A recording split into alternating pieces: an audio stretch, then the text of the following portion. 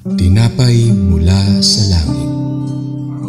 A daily morning devotion with CRC family.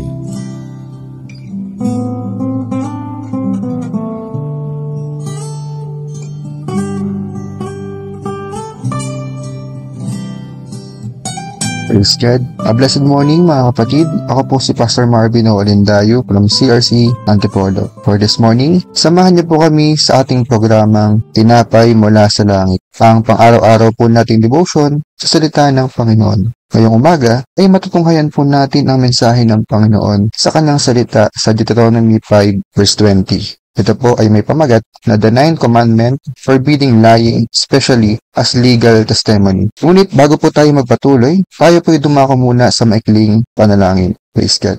Hallelujah. Before we start mga kapatid, let's have this prayer. Lord Jesus, we are humbly seeking you today as we have this daily devotion, spending time to know your will and leading in the lives of your servants. May your spirit be with us in order for us to see how we can apply your message for our lives. All glory and honor be unto you, O God, in Jesus' name, Amen. And let's read our text for today, Deuteronomy 5:20 in NLT version. It states that you shall not give false testimony against your neighbor. The Lord's commandment has its purpose. God wants us to be His children who are obedient to His law. In 10 commandments that He spoke through Moses, it is His covenant to His people. Covenant relationship is what the Lord wants us to have in Him. In our verse for today, the Lord reminds us about how we should testify. In addition, in John 8:44, the word of the Lord said that Satan is the father of lies. The Lord opens and He will open the eyes of our heart to see Him and the truths that He is revealing to us. Mga kapatid, puno ng kasinungalingan ang mundong ito at nakita natin kung gaano nakaka-apekto ang pagsisinungaling at hindi na dapat na tayo ay bahagi sa gawa ng kaaway o magpagamit sa gawa ng kaaway. Subalit, ang nais ng Panginoon, ang higit na layunin ng Panginoon ay gamitin tayo upang ibunyag ang mga bagay na ito sapagkat tayo ang liwanag ng Panginoon at sa atin pong paglapit sa liwanag, inihahayag natin ang kanyang kabutihan, inihahayag natin kung ano ang mabuting gawa na marapat na makita ng atin pong kapwa. As we continue, we should be alert on how we take care of ourselves. In Exodus 23 verse 1, it states that you must not pass false rumors. You must not cooperate with evil by lying on the witness stand. Mga kapatid, there is no white lies in the Lord compared to how this world teaches us. Mark 7:15 says, it's not what goes into our body that defiles us. We are defiled by what comes from our heart. Kaya, we should not be overwhelmed by our emotion that is in the heart.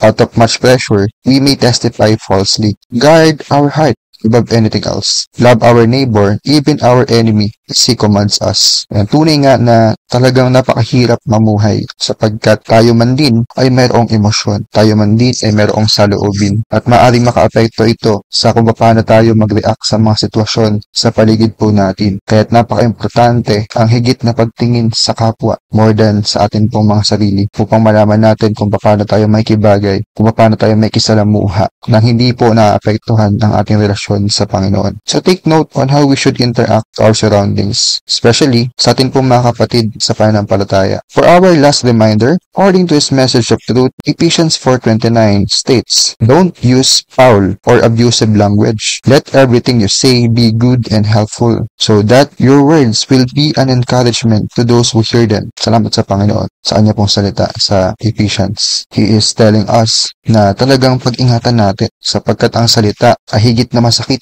kumpara sa maaari nating pakitang kilos. Malalaman natin na ito ay tumatagos sa puso, lalo higit kung paano natin makita yung reaksyon ng kapwa natin. Kaya hindi naman natin nais na magkaroon tayo ng hindi magandang ugnayan sapagkat tayo ay ginagamit na tagapag-ugnay ng Panginoon sa ating pong lipunan. Kaya narapat po na yung nakatutulong, yung nakapagpapagaan, yung nakapagbibigay ng kalakasan, yung ating pong sabihin, nakapag-encourage ng mga salita sapagkat sa mga makakapakinig nito, malalaman malaman nila kung paano tayo ginagamit, binabago ng Panginoon. At ano yung benefits ng may gayong pamumuhay. Kaya mga kapatid, patuloy tayo magbahagi ng katotohanan, manindigan sa katotohanan, patuloy nating tignan kung ano yung salitang ibinibigay ng Panginoon sa bawat isa. Huwag nating tignan yung atin pong sarili. Bagkus isuko po natin ito na higit sa Panginoon upang malaman natin ang kanyang pangungusap sa buhay ng bawat isa. Praise God, ito po yung ating mensahe sa umagang ito. May the Lord bless us and make us a vessel of peace as His peacemaker and light to this world. All glory to the Lord Jesus Christ, mga kapatid.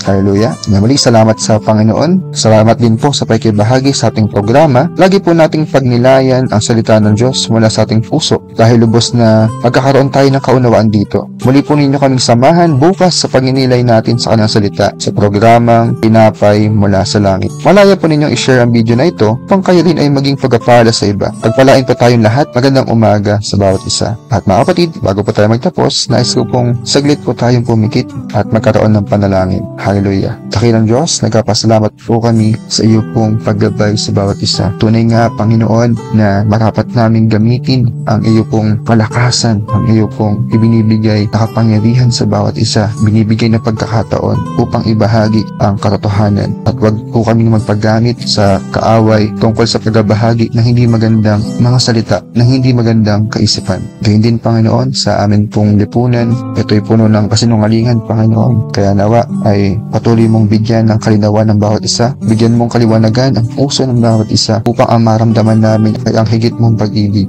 Kaya sa iyo kami nananalig, sa iyo kami nananampalataya. Hallelujah. Ito po ang aming panalangin na may pasalamat at pagpupuri sa iyo lamang, aming Panginoong Jesus. Amen at amen. Praise God. God bless po mga kapatid, and kita-kits po tomorrow para sa ating panibagong mensahe sa ating pong programang Tinapay Mula sa Langit.